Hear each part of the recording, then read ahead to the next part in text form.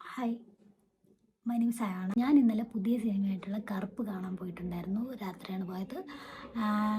Much crowded ആയിരുന്നു. 12 മണിയുടെ show ആയിട്ടും നല്ല ക്രൗഡഡ് ആയിരുന്നു. എനിക്ക് പറയാനുള്ളതെന്ന് വെച്ചാൽ ഈ സിനിമ എങ്ങനെ ഉണ്ടായിരുന്നു, ഈ സിനിമ എനിക്ക് എങ്ങനെ ഉണ്ടായിരുന്നു, അല്ലെങ്കിൽ ഞാൻ കണ്ടിട്ട് എനിക്കെന്ത് തോന്നി എന്ന് പറയാനാണ് ഞാൻ വന്നത്. കാര്യം ഫസ്റ്റ് ഓഫ് ഓൾ ലോജിക് എന്നുള്ള ഒരു കാര്യം നിങ്ങൾ ഫസ്റ്റ് ഓഫ് ഓൾ മൈൻഡിൽ നിന്ന് എടുത്ത് മാറ്റി വയ്ക്കേണ്ടതാണ്. ലോജിക്ക് വെച്ച് നമ്മൾ ജഡ്ജ് ചെയ്യാതെ ഈ സിനിമ കാണാൻ പറ്റുന്ന ഒരാളാണ് നിങ്ങളെങ്കിൽ it's it's be a good film for you. നമ്മൾ ഫസ്റ്റ് ഈ സിനിമ കാണുമ്പോൾ വിചാരിക്കുന്നത് മലയാളം സിനിമയാണോ.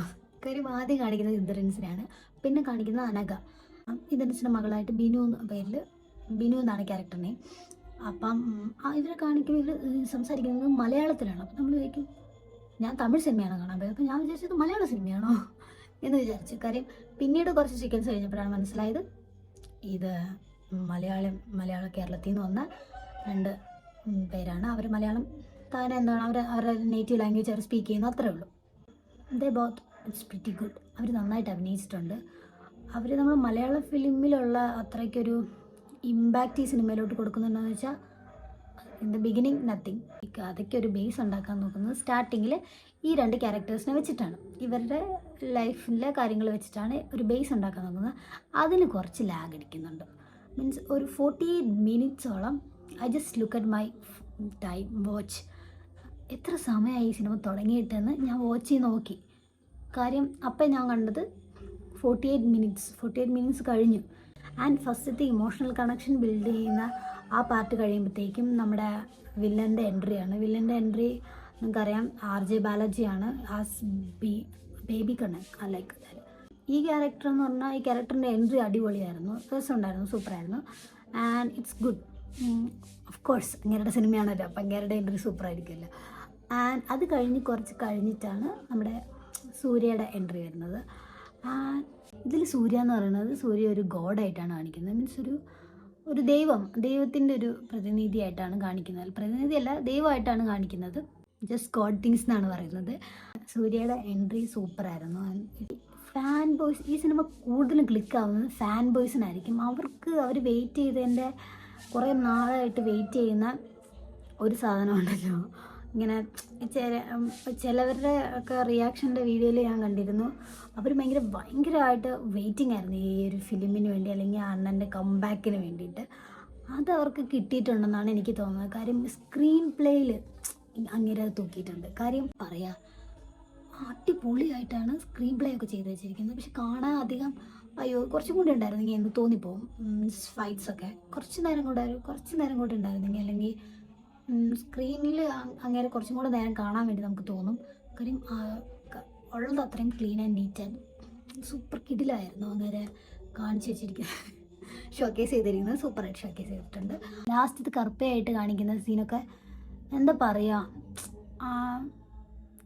അടിച്ച് കിട്ടിലാക്കിയിട്ട് നമുക്ക് കുറേ അപ്പം നമുക്ക് വേറെ റെഫറൻസൊക്കെ ഓർമ്മ വരും. പക്ഷേ എന്നാലും ഇതിനൊരു യുണീക്നെസ് ഉണ്ട്. മീൻസ് ക്രിയേഷനിലാണെങ്കിലും അവരുടെ ഒരു കൈൻഡ് ഓഫ് മേക്ക് ഓവറിലാണെങ്കിലും വേറെ തന്നെ ഒരു ഫീലാണ്, വേറെ തന്നെ ഒരു രസമുണ്ട് കാണാൻ.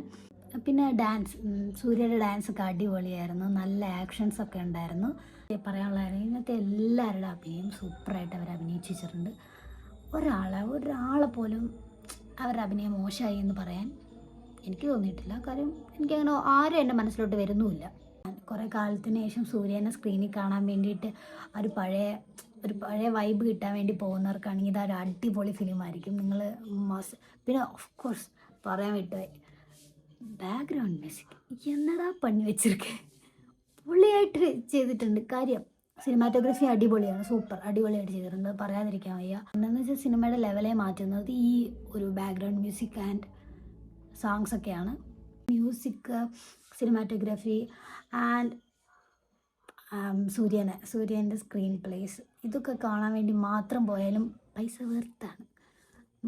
അല്ലാതെ ഈ ഒരു സീനോ ഒരു ഭാഗങ്ങളോ കണ്ടിട്ട് നമുക്ക് വർക്കായില്ല എന്ന് വെച്ചാൽ സിനിമയെ കൊള്ളൂല. ആ സിനിമ എന്തിനു കാണാൻ പോയി, വേസ്റ്റ് ഓഫ് മണിയാണെന്ന് പറയുന്ന റിവ്യൂസ് കണ്ടിട്ട് നിങ്ങൾ സിനിമ കാണാൻ പോവാതിരുന്നാൽ നിങ്ങൾക്ക് തന്നെ നഷ്ടം. നിങ്ങൾ അറ്റ്ലീസ്റ്റ് ഒരു വിജയ് ഫാനോ അജിത് ഫാനോ സൂര്യ ഫാനോ ആർക്ക് വേണമെങ്കിലും ഇത് പോയി കാണാം, നിങ്ങൾക്കൊരു ട്രീറ്റ് ആയിരിക്കും. I think so.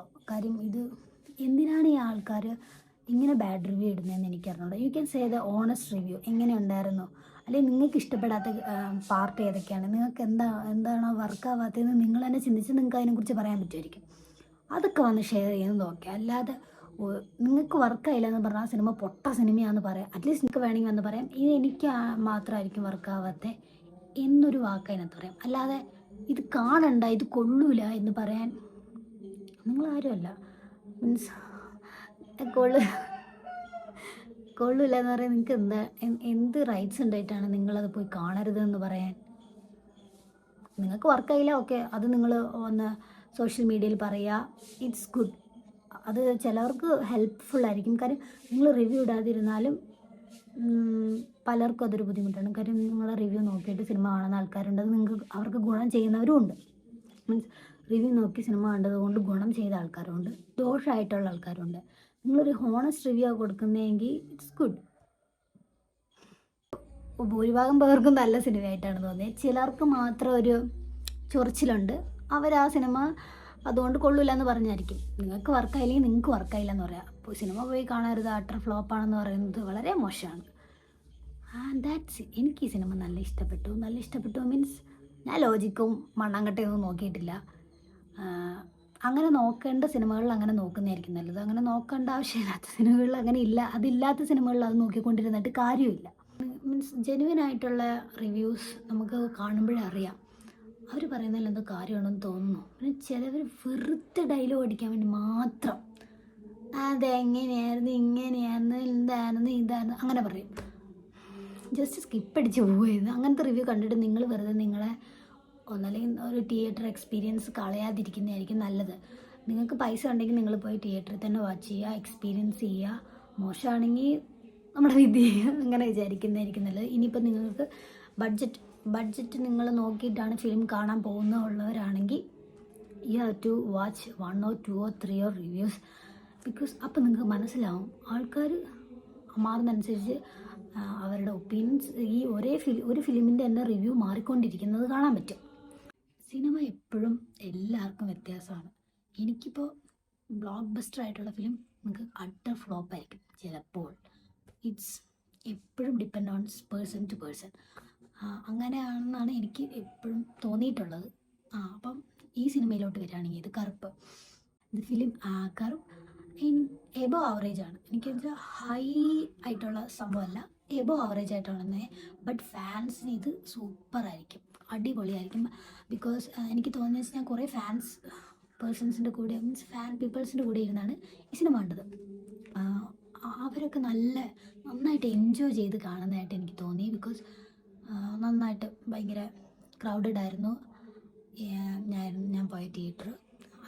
And so you can watch this film worth of മണിയാണ്. കാര്യം നിങ്ങൾക്ക് സൂര്യനെ പോയി കണ്ടിട്ട് ആ മാസമൊക്കെ കാണണമെന്നുണ്ടെങ്കിൽ നല്ല രസമുള്ള സിനിമയാണ്. മീൻസ് ഗുഡ്, നല്ല രസമുള്ളതാണ്.